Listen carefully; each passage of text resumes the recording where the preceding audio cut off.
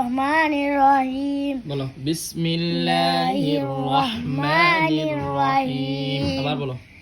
বিসমিল্লাহির রহমানির রহিম শোনো এটা কিন্তু হায়া এটা কি হা আমি বলি বিসমিল্লাহির বলো বিসমিল্লাহির রহ রহ রহ রহ মানির মানির রহিম রহিম রহিম ওই রহিম মাখরাজের মধ্যে 2 নম্বর মাখরাজ কি পড়ছো 2 নম্বর মাখরাজ হলকের মধ্যে কান হইতে আমরা দুগই আইন হা আইন হা হা এটা হলো হা এই মধ্যখান থেকে আসতে হবে ঠিক আছে আইন হা হা গুড আইন হা হা 3 নম্বর মাখরাজ হলকে শেষ হইতে গইন খ খ 1 নম্বর মাখরাজ হলকের শুরু হইতে হামজা হা হা এটা হলো হা এটা হলো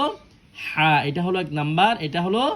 2 নম্বর 2 নাম্বার মনে থাকবে তো আবার বলো বিসমিল্লাহির রহমানির রহিম বিসমিল্লাহির রহমানির রহিম রহিম রহিম আস্তে ঠিক করে দেব ইনশাআল্লাহ বলো তারপর আল কারিআতু শোনো এখানে যদি ওয়াকফ করলে শেষ শব্দ কি যাবে পড়ে যাবে আল কারিআ আল কারিয়া আর যদি ওয়াকফ না করো তাহলে সরাসরি আল কারিআতু মাল কারিআ বলো আল কারিআতু মাল কারিয়া আর যদি ওয়াকফ করলে শেষ শব্দ পড়ে যাবে বলো আল কারিয়া মাশাআল্লাহ তারপর মাল কারিয়া মাশাআল্লাহ ওয়া মা আদরা ওয়া মা কয় আলিফ টানবে 3 আলিফ টানবে কয় আলিফ 3 আলিফ এই চিকন চিহ্ন থাকলে কয় আলিফ টানতে হবে 3 আলিফ 3 আলিফ মাশাআল্লাহ ওয়া মা আদরা কামাত মাল কারিয়া ওয়া মা আদরাকা মাল ওয়া মা আদরাকা মাল কারিআ কারিয়া তারপর ইয়াউমা টান হবে না কেন হবে না এটা হলো কি হরকত এটা কি হরকত এক জবর এক জের এক পেশকে কি বলে হরকত বলে হরকত বলে হরকতের উচ্চারণ তাড়াতাড়ি পড়তে হয় করিতে হয় মাশাআল্লাহ ইয়াউমা গুড ইয়াকুনুন নাসু মাশাআল্লাহ কাল ফারাশিল মাবসুস মাশাআল্লাহ তারপর ওয়া তাকুলু ওয়া তা হলো হরকত তা জবর তা হরকত কাকে বলে বলো তো এক জবর এক জের এক পেশকে হরকত বলে মাশাআল্লাহ হরকতের উচ্চারণ তাড়াতাড়ি পড়তে হয় মাশাআল্লাহ ওয়া তাকুনুল জিবালু মাশাআল্লাহ কাল আইনিল মাওফুস নুন সাকিনের পর কি এসেছে ফা কিসের হরফ গুড একবার হরফ হলে কি করে পড়তে হবে গুণনা করে পড়তে হবে নুন সাকিন এবং তানবিন কয় প্রকারে পড়া যায় 4 প্রকার এইগুলো মনে রাখবা ঠিক আছে মাফুস ওয়াকফ করলে শেষ শব্দ কি যাবে পড়ে যাবে মাশাআল্লাহ তারপর আম্মা কোন গুণনা হইছে ওয়াজিব গুণনা গুড মাশাআল্লাহ আম্মান ফাকুলাত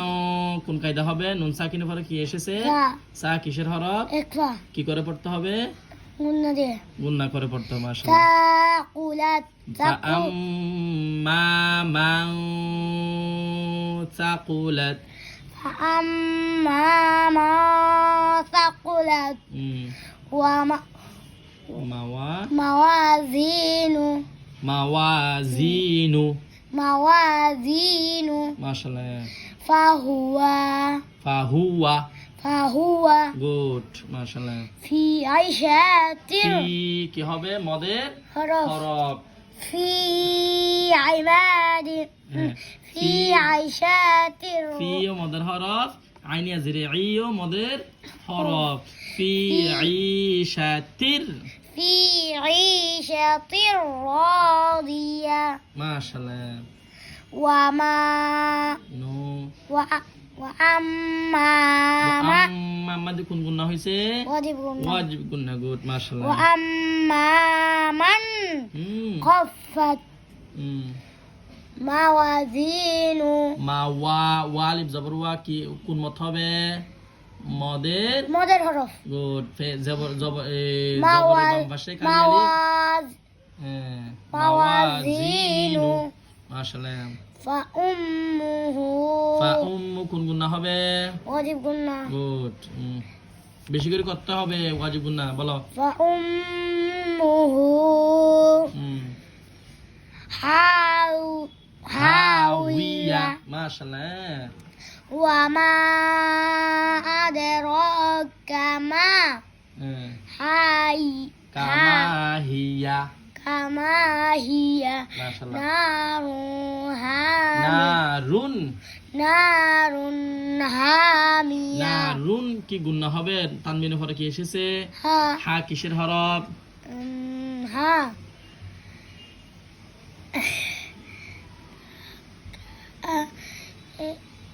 ইদা গুড ইজাহার হা কিসের হরফ ইজাহারের হরফ যদি তানবিনের পরে যদি ইজাহারের হরফ আসলে কি করে পড়তে হবে কি দিয়ে ইজাহারের হরফ আসলে গুন্না দিয়ে পড়তে হয় গুন্না ছাড়া পড়তে হয় কয় প্রকার গুন্না দিয়ে পড়তে হবে তিন প্রকার আর কয় প্রকার গুন্না ছাড়া পড়তে হবে